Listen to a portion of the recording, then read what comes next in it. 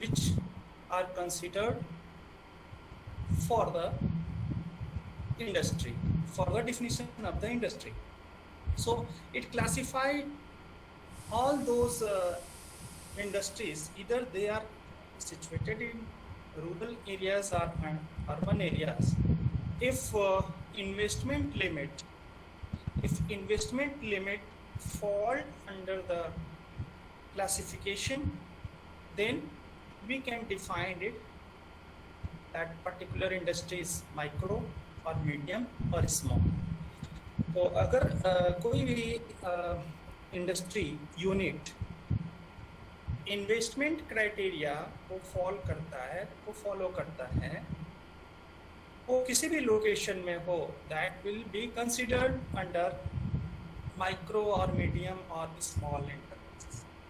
So in this act, first of all, Government of India categorized 3 different classification of industries related to earlier it was related to SSI, Laghu Udyog, small scale industries.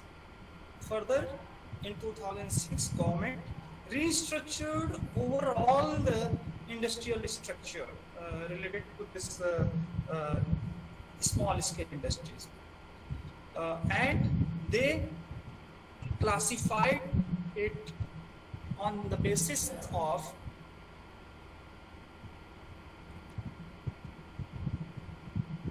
production unit. First, they considered the production unit. Micro, small and medium enterprise in 2006, in terms of which the definition of micro, small and medium enterprises are engaged in the manufacture or production. So the first classification government took, that a unit which is manufacturing और producing, कोई वस्तु बना रही है, कोई commodity, कोई product बना रही है, प्रोड्यूस कर रही है. प्रोसेसिंग और preservation of goods as specified. That number 1 micro enterprises, जिसको हम कहेंगे. माइक्रो एंटरप्राइजेस, ये 3 पॉइंट जो ब्लैक कलर में बोल्ड किए हुए हैं, these are important. A micro enterprise is an enterprise where investment in plant and machinery does not exceed ₹25 lakh. ये 2006 की डिफिनेशन है.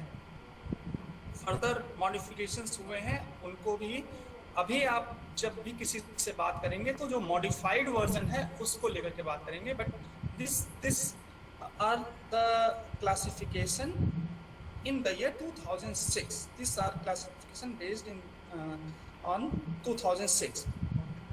A micro enterprise, चाहे वो प्रोडक्शन में माइक्रो एंटरप्राइजेस जो प्रोडक्शन में है, investment in plant and machinery, plant और मशीनरी में जो इन्वेस्टमेंट है, it does not exceed ₹25 lakh.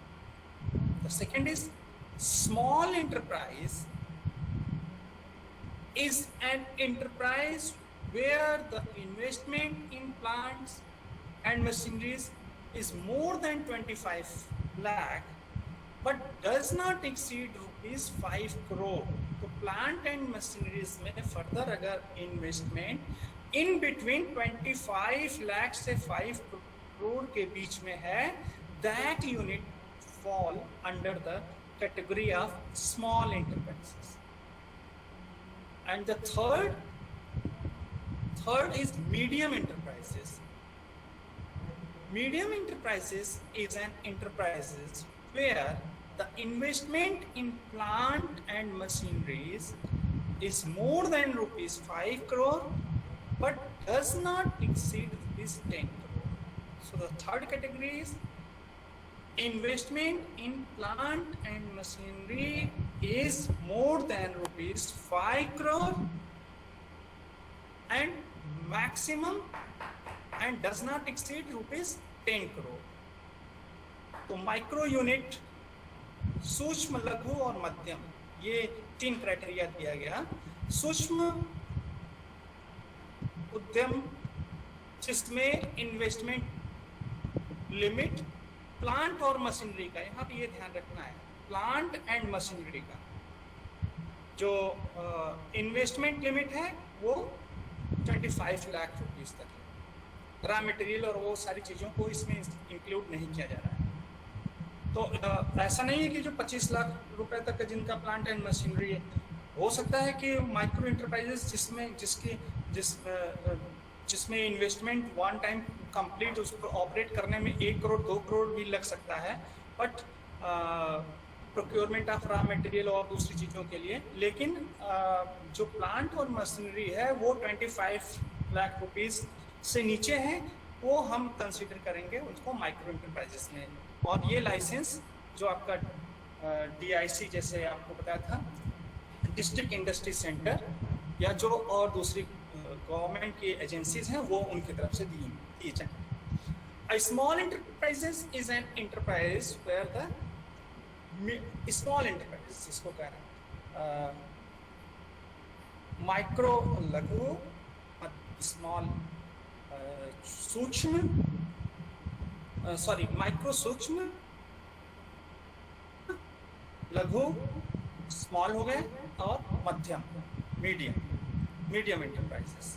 तो ये 3 कैटेगरीज जो कि प्रोडक्शन से या मैन्युफैक्चरिंग से रिलेटेड। सेकेंड पार्ट में आते हैं। इन 2000 एक्ट MSME एक्ट 2006 गवर्नमेंट ने केवल प्रोडक्शन को ही इंडस्ट्री नहीं आना, गवर्नमेंट ने कहा कि सर्विस भी अगर कोई यूनिट प्रोवाइड कर रही है that is also comes under the category of industry, और so that they can, such type of unit can get benefit of government in terms of finance, in terms of other licensing facilities, in terms of procurement of raw materials, in terms of procurement of technology। तो उस business को और आसान करने के लिए और सुविधाओं का कवरेज करने के लिए गवर्नमेंट ने प्रोडक्शन यूनिट के साथ साथ जो दूसरा और यूनिट लिया सर्विस यूनिट कंसीडर किया। Enterprises engaged in providing or rendering of services and whose investment in equipment, original cost including land, building and manufacturing, fittings and other items does not directly related to the service rendered or as may be notified under MSME Act 2006 or below. Enterprise is an enterprise where, a micro enterprise is an enterprise where the investment in equipment does not exceed rupees 10 lakh. Production unit में क्या range था? It was 25 lakh. So micro enterprises, if that is producing goods, then investment limit in equipment does not exceed 25 lakh. Here it is, it does not exceed rupees 10 lakh in services. Similarly, a small enterprise is an enterprise where the investment is in equipment is more than rupees 10 lakh but does not exceed rupees 2 crore. ये small enterprise होगा अगर वो services provide कर रहा है। But पीछे में क्या था कि 25 से लेकर के 5 करोड़ तक के बीच का रेंज था। यहाँ पे 10 लाख से 2 करोड़ तक का है फॉर सर्विसेज स्मॉल एंटरप्राइजेस के केस में। एंड मीडियम एंटरप्राइजेस के केस में जो पहले डेफिनेशन दी गई प्रोडक्शन यूनिट से related, investment limit in plant and machinery 5 crore से 10 करोड़ के बीच में रहेगा। यहाँ पे medium enterprises, if a unit is operating in services, investment limit in capital equipment, investment in equipment is more than rupees 2 crore but does not exceed rupees 5 crore. तो यहाँ 5 to 10 crore medium enterprises में production unit से था, but here it is 2 crore to 5 crore के बीच। तो government ने 2006 के MSME act में जो चेंजेस किए, सर्विसेज को भी इंक्लूड किया, एंड दोनों के लिए goods and services production units के लिए, मैन्युफैक्चरिंग यूनिट्स के लिए अलग क्राइटेरिया रखा और सर्विसेज के लिए अलग क्राइटेरिया रखा। और क्राइटेरिया भी क्या है कि equipment, investment in equipment, investment in plant and machinery आपका प्रोडक्शन यूनिट, मैन्युफैक्चरिंग यूनिट से रिलेटेड था, और यहाँ पे इन्वेस्टमेंट इन इक्विपमेंट इन सर्विसेज सेक्टर से रिलेटेड था। तो 10 लाख माइक्रो के लिए, स्मॉल के लिए 10 to 2 crore and medium enterprises के लिए 2 करोड़ से 5 करोड़ का रेंज दिया। ये डिफिनिशनल चेंज किया था MSME एक्ट 2006 में गवर्नमेंट ऑफ इंडिया ने। अभी प्रेजेंट कंट्रीब्यूशन थोड़ा हम देखेंगे कि गवर्नमेंट इंडिया की GDP में, या हम बात करें कि टोटल MSME क्यों इतना, ये MSME सेक्टर क्यों इतना इम्पोर्टेंट है, क्यों हम इसको अपने डिस्कशन में लेके आए हैं, या हम क्यों MSME सेक्टर के बारे में इतना जानकारी कर रहे हैं या पढ़ाई हमारे कोर्स में रखा गया है। तो सबसे पहले तो किसी भी कोई भी इम्पोर्टेंस तब समझ में आता है कि वो क्या कंट्रीब्यूट कर रहा है। किसी भी सेक्टर का कंट्रीब्यूशन GDP में या कंट्री के डेवलपमेंट में क्या है, उसके आधार पर डिसाइड होता है कि वो सेक्टर कंट्री स्पेसिफिक या फिर वहाँ के लोगों के लिए कितना हेल्पफुल है, या कितना वहाँ की इकॉनमी को बढ़ाने के लिए सहयोग कर रहा है या हेल्प कर रहा है। तो ये कोई MSME सेक्टर कोई ऐसा तो है नहीं कि कहीं कोई बाहर से आकर के इसको चला रहा है। MSME सेक्टर को चलाने वाले या जो भी यूनिट्स हैं उसको चलाने वाले हमारे देश के ही लोग हैं, उद्यमी हैं, जो कि पैसा लगा रहे हैं, एफर्ट लगा रहे हैं, स्किल लगा रहे हैं और लोगों को एम्प्लॉयमेंट प्रोवाइड कर रहे हैं। एम्प्लॉयमेंट प्रोवाइड करने के साथ साथ और क्या क्या ये कंट्रीब्यूट कर रहा है, उसको हम लोग अभी 2-3 स्लाइड्स में देखेंगे कि MSME सेक्टर क्यों इतना इम्पोर्टेंट। तो first of all I want to focus on the number of units. Number of units क्या है MSME सेक्टर का टोटल हमारे इंडिया में। तो हम ये जो फिगर आपको शो कर रहे हैं, ये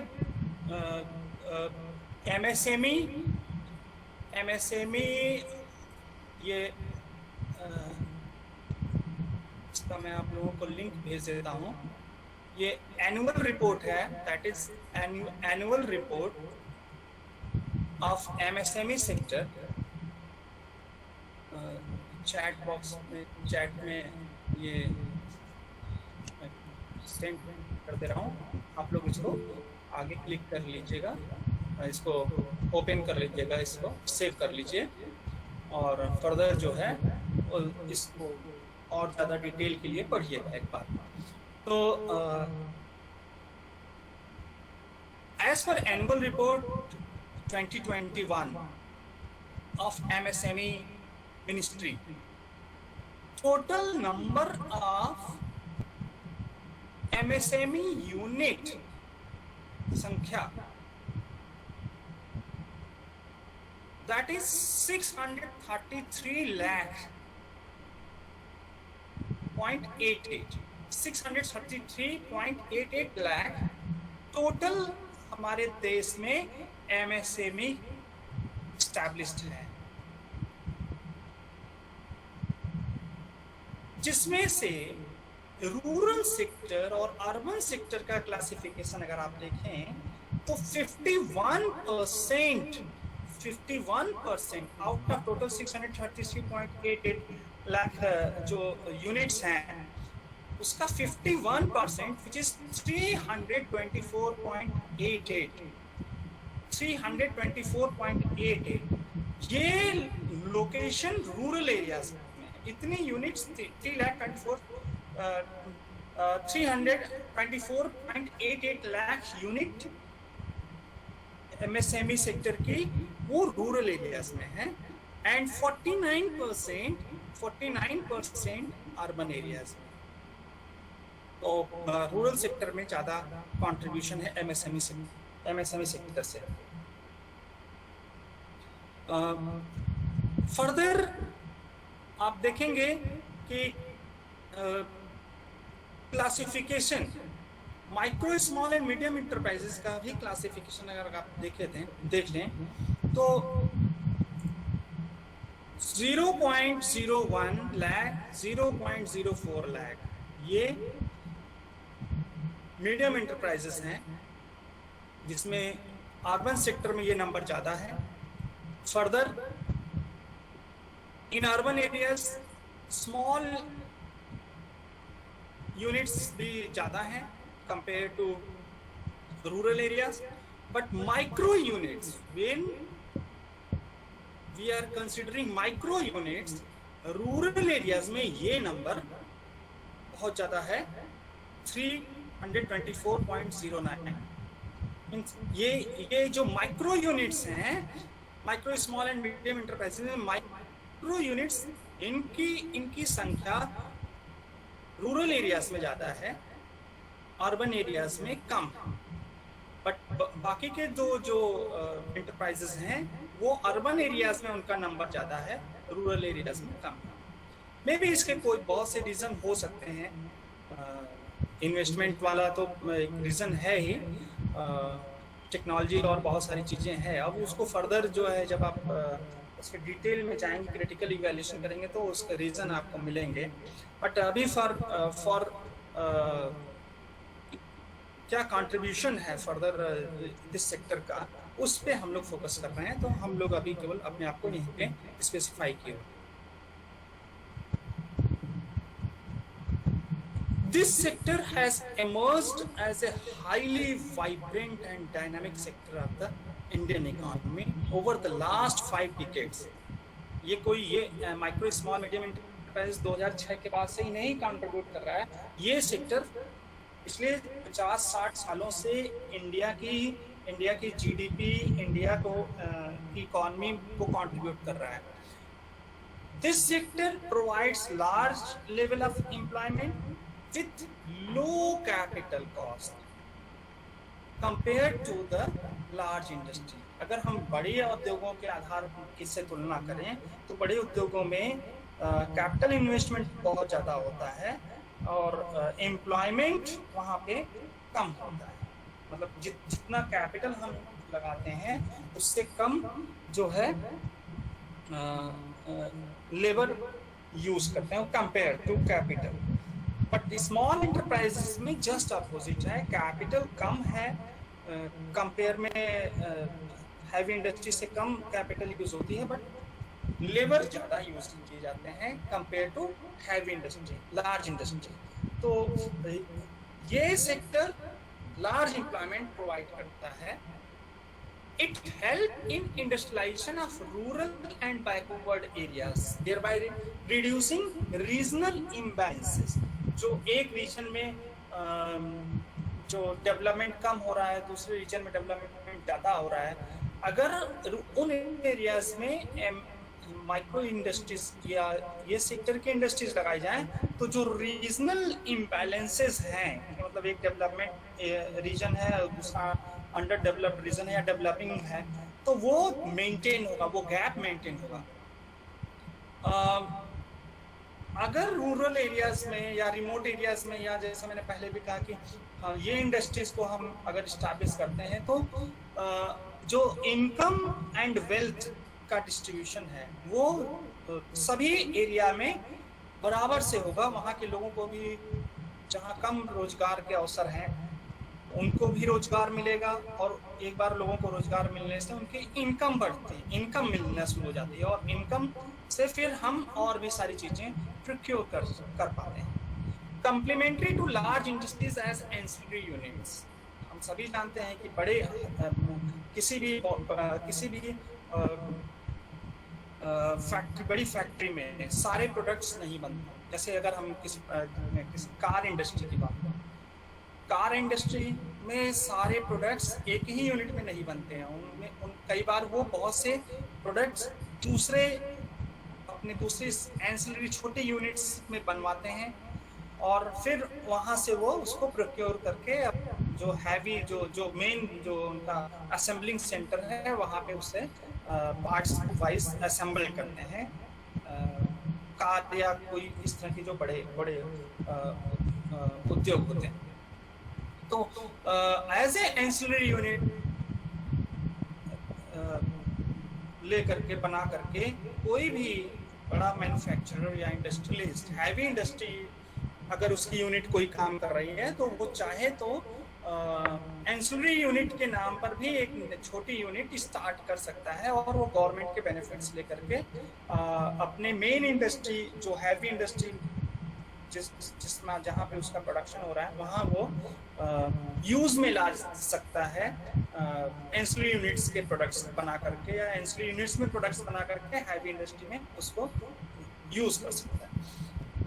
मोटर पार्ट्स लेकर से संबंधित या फिर टायर से संबंधित या फिर कुछ और छोटे छोटे जो उपकरण जरूरी होते हैं किसी बड़े वस्तु के लिए, जैसे घर में हुआ या फिर और कोई दूसरा ट्रैक्टर से संबंधित कोई प्रोडक्ट्स है, पार्ट्स है, contribute enormously to the socio-economic development of the country. Definitely अगर पुअर्स की इनकम बढ़ेगी तो उनका इनकम लेवल बढ़ने से वेल्थ असेट्स क्रिएशन होगा उनके पास, और जब सबको समान लेवल पर वस्तुएं सेवाएं मिलने लगेंगी, वो in terms of income change आएगा, लोगों के पास आमदनी बढ़ेगी, तो वहाँ का सोशियो इकोनॉमिक डेवलपमेंट भी अपने आप होना शुरू हो जाएगा। लोग हेल्थ पर ध्यान देंगे, लोग अपने एजुकेशन पर ध्यान देंगे और दूसरी जो इंफ्रास्ट्रक्चर रिलेटेड ज़रूरतें हैं वो ज़रूरतें लोग धीरे धीरे पूरी करेंगे। अभी तो मैंने जो यूनिट्स की बात की वो काफ़ी ज़्यादा हो गई, ये पुराना डेटा है। यहाँ पे देखिए 36 million units, employment 80 million person through 6,000 products ये सेक्टर बनाता है। जो इंडिया के जीडीपी में कंट्रीब्यूशन है वो 8% का कंट्रीब्यूशन है। 45% टू टोटल मैन्युफैक्चरिंग आउटपुट, जो आउटपुट प्रोडक्शन होता है मैन्युफैक्चरिंग सेक्टर का, उसमें 45% एमएसएमई सेक्टर कंट्रीब्यूट करता है। एंड टोटल एक्सपोर्ट का जो गवर्नमेंट का एक्सपोर्ट है, कंट्री का जो एक्सपोर्ट है उसका 40% कंट्रीब्यूशन एमएसएमई सेक्टर की तरफ से होता है। According to World Bank, formal SMEs contribute up to 60% of total employment and up to 40% of national income (GDP) in emerging economies. तो वर्ल्ड बैंक ने भी ये ऑब्जर्व किया कि एसएमई सेक्टर जो भी डेवलपिंग कंट्रीज हैं उसमें कितना सिग्निफिकेंटली कंट्रीब्यूट कर रहा है कि 60% टोटल एम्प्लॉयमेंट दे रहा है एंड 40% जो है वो नेशनल इनकम में कंट्रीब्यूट कर रहा है। तो बड़ी बड़ी एजेंसीज भी अपने रिसर्च में ये ऑब्जर्व किया कि ये एसएमई सेक्टर केवल किसी एक स्पेसिफिक कंट्री को ही बेनिफिट नहीं दे रहे हैं, बट जितनी भी डेवलपिंग कंट्रीज हैं उन सभी डेवलपिंग कंट्रीज में इस सेक्टर का कंट्रीब्यूशन सिग्निफिकेंट है, जिसमें वो एम्प्लॉयमेंट एक तरफ तो प्रोवाइड कर ही रहे हैं, साथ ही वो नेशनल इनकम में भी कंट्रीब्यूट कर रहे हैं। 600 million jobs will be needed in the next 15 years to absorb the growing global workforce, mainly in Asia and Sub-Saharan Africa. और एमएसएमई सेक्टर से ही ये संभव हो पाएगा कि ये जो जॉब की रिक्वायरमेंट्स है इसको कैसे लोगों को जॉब दिया जाए, तो एमएसएमई सेक्टर को बढ़ाया जाए। वो उसी कारण से हम ज़्यादा से ज़्यादा लोगों को रोजगार दे सकते हैं। इन emerging markets, most formal jobs are generated by SMEs, which also create 4 out of 5 new positions. तो emerging markets वो markets हैं जो तेजी से grow कर रहे हैं, जो developed countries के कुछ कंट्रीज तो डेवलप्ड कंट्रीज हैं, कुछ कंट्रीज डेवलपिंग कंट्रीज हैं, लेकिन डेवलप्ड और डेवलपिंग कंट्रीज के बीच में जो डेवलप्ड कंट्रीज बनने की कैटेगरी में है, बहुत जल्दी 10 साल 15 सालों में डेवलप्ड कंट्रीज बन जाएंगे, तो उनको यहाँ एमर्जिंग मार्केट्स कहा जाता है। इंडिया भी उसी कैटेगरी में एक एमर्जिंग मार्केट्स इकोनॉमी की कैटेगरी में ही पहुंच चुका है, और बहुत जल्दी ही हो सकता है कि हम लोगों का भी स्टेटस चेंज हो जाए, लेकिन अब वो उसमें कितना समय होगा पता नहीं, उसको कोई कह नहीं सकता है। तो एसएमई सेक्टर यहाँ पे ऐसी इकोनॉमी में एसएमई सेक्टर आप देख सकते हैं which can create 4 out of 5 new position.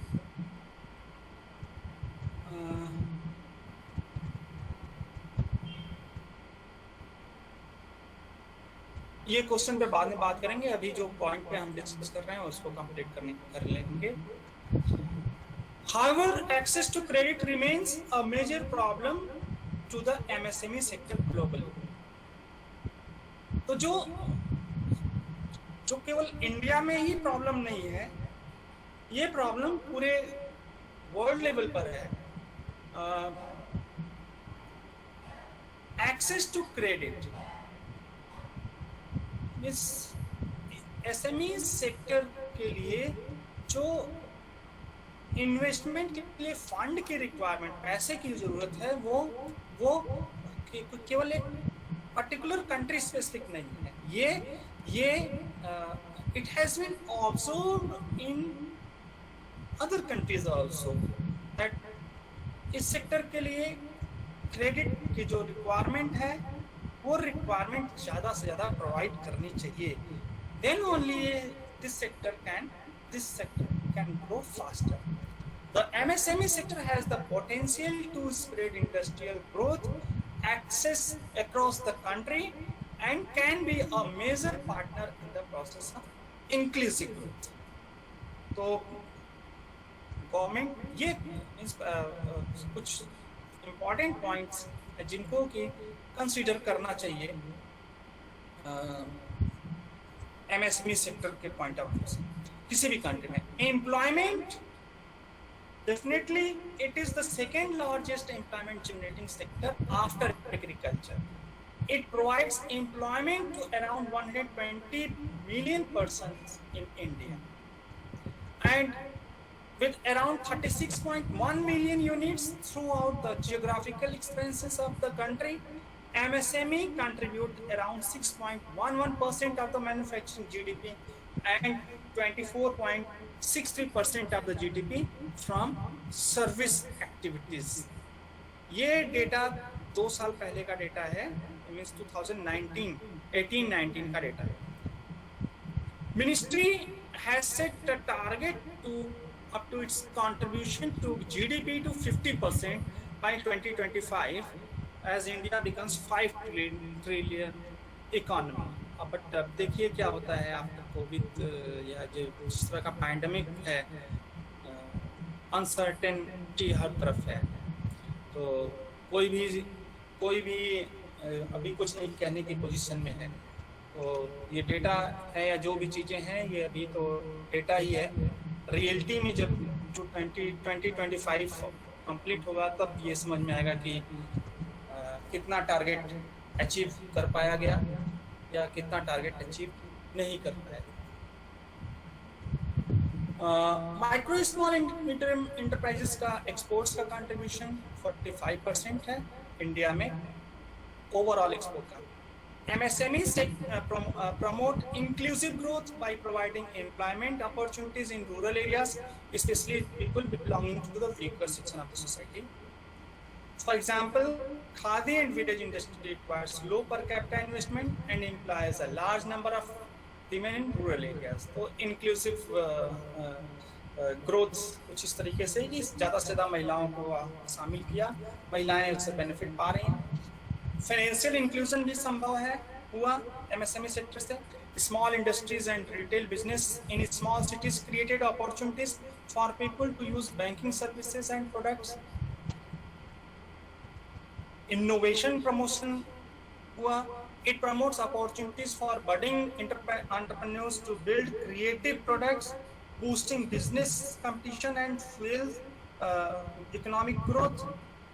And Indian MSME sector is the backbone of the national economic structure and act as a bulwark for Indian economy, providing resilience toward of global economic shock and adversities. तो MSME sector definitely बहुत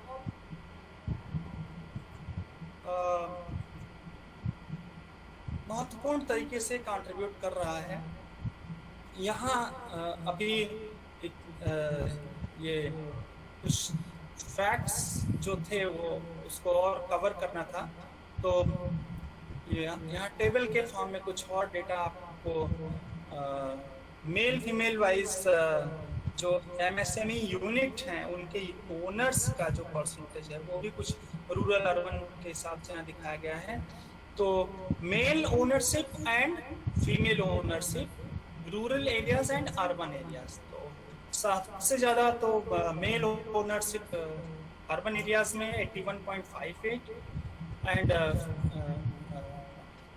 rural areas में 77.76। Rural areas में female ownership ज़्यादा है 22.24% and urban areas में 18.42%। Then male female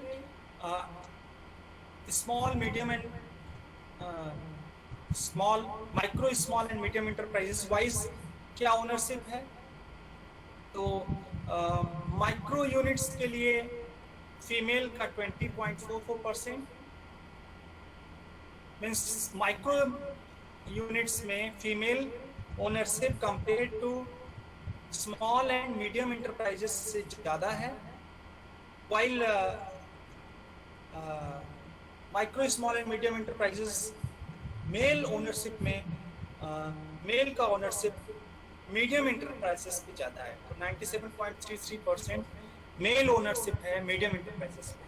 और overall अगर हम बात करें तो टोटल मेल ओनरशिप 79.63, अप्रॉक्सीमेटली 80 इसको माना जा सकता है, और 20% 80-20% का जो ओनरशिप का डिस्ट्रीब्यूशन है small micro and medium enterprises का वो दिखाई दे रहा है इन टोटल। और अगर हम स्पेसिफिक जाते हैं तो फिर आप देखिए स्मॉल में 5% ओनली और मीडियम में 2%, बट माइक्रो में 20% से ज़्यादा का ओनरशिप का परसेंटेज है। Then rural urban social class wise ownership means category SC ST general OBC wise भी ये डेटा अवेलेबल है। तो आप देख सकते हैं कि जो कंट्रीब्यूशन है रूरल एरियाज में OBC 51.59% का है एंड देन 25% अदर्स कैटेगरी है। इन अनुसूचित जाति 15.37 एंड अनुसूचित जनजाति 6.7, ट्राइबल्स का, बिकॉज ट्राइबल्स का भी आप परसेंटेज देखिए 6.770। बहुत से ऐसे ट्राइबल प्रोडक्ट्स हैं जो कि ट्राइबल कम्युनिटी में पॉपुलर है, बट जब वो मार्केट में आ रहे हैं तो वहाँ के वो तो मार्केट में उनकी डिमांड है। अब ट्राइबल कम्युनिटी बेस्ड जो बहुत से प्रोडक्ट्स आप देखेंगे जैसे शहद का उत्पादन है या इस तरह की जो जंगली जड़ी बूटियां हैं, वो सब ट्राइबल कम्युनिटीज के लोग अपनी यूनिट्स उनसे संबंधित भी लगा रहे हैं। तो इनका भी शेयर आप देखिए रूरल एरियाज में ठीक है, मतलब ये है कि गवर्नमेंट को थोड़ा सा और कुछ करना है कि ये परसेंटेज और थोड़ा इंक्रीज हो जाए, तो इसका बेनिफिट केवल केवल गवर्नमेंट को ही नहीं है, इसका बेनिफिट यहाँ की कम्युनिटी या ऐसे लोगों के लिए जो उस पर्टिकुलर एरिया में हैं, वो सभी लोग इससे बेनिफिट पाएंगे। बट ओवरऑल फिगर आप देखिए तो 49% OBC, 32% other, then 15%, 12% SC and 4.10 ST percentage का है, जो कि स्मॉल इंडस्ट्री सेक्टर में लगे हुए। फिर ये क्लासिफिकेशन आपका इंडस्ट्री की 3 कैटेगरीज के लिए भी किया गया है, और इसमें आप देख सकते हैं कि फिगर जैसे नेशनल लेवल पर था, वैसे जैसे आपने पिछले इसमें देखा कि सभी कैटेगरीज में ओबीसी का कंट्रीब्यूशन माइक्रो सेक्टर के लिए सबसे ज़्यादा है, बट मीडियम और स्मॉल एंड मीडियम में आप देखें तो अदर कैटेगरीज ज़्यादा परसेंटेज है। मीडियम में आप देखें इधर SC और ST, यहाँ पे थोड़ा इनका परसेंटेज कम है। तो अगर यहाँ पे स्कोप है, काफ़ी स्कोप है इस सेक्टर में, गवर्नमेंट अगर प्रॉपर इनिशिएट करे तो जो सूक्ष्म कैटेगरी में जो भी यूनिट्स हैं उनको प्रमोट करके medium, small and medium categories में लाया जा सकता है, या सूक्ष्म कैटेगरीज के जो भी यूनिट्स हैं उनको प्रमोट करके उनको सपोर्ट करके स्मॉल में लाया जाए, और स्मॉल के जो नंबर्स हैं इन यूनिट्स को सपोर्ट करके मीडियम कैटेगरीज की तरफ ले जाने का प्रयास किया जाए, तो एक बढ़िया सपोर्ट इस सेक्टर को होगा और गवर्नमेंट को भी इसका बेनिफिट मिलेगा। एम्प्लॉयमेंट देखिए 497.78 रूरल एरियाज में और अर्बन एरियाज में 612.10 लाख एम्प्लॉयमेंट MSME सेक्टर में मिल रहा है, और टोटल जो एम्प्लॉयमेंट है वो 11,989 लाख टोटल एम्प्लॉयमेंट। और फिर ये सेक्टर वाइज भी दिया गया है, तो that is not very much important ये है कि रूरल एरियाज और अर्बन एरियाज और टोटल कितना एम्प्लॉयमेंट हो पा रहा है।